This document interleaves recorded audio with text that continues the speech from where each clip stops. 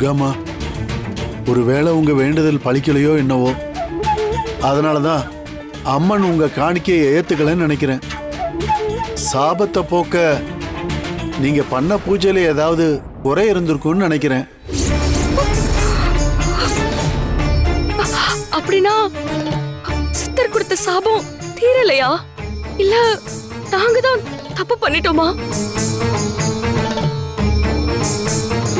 எதுவா இருந்தாலும் எங்களை மன்னிச்சு இந்த காணிக்கைய ஏத்துக்க தாயே.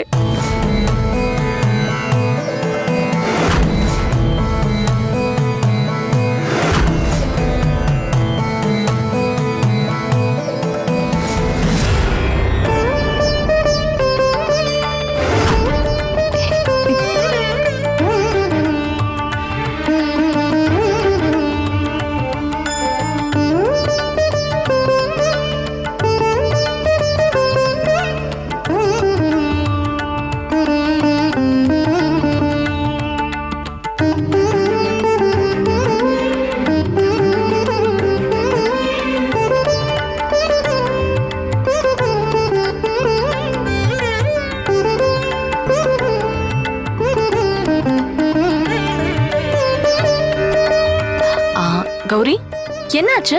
ஏன் நீயும் துர்காவும் ஒரு மாதிரியா இருக்கீங்க?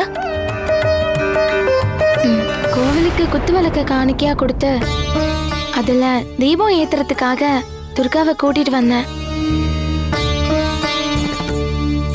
ஆனா என்ன பண்ணாலுமே துர்காவால விளக்க ஏத்த முடியல. அதனாலதான் இன்னும் முனிவரோட சாபம் தீரலையோன்னு பேசிட்டு இருக்கோம்.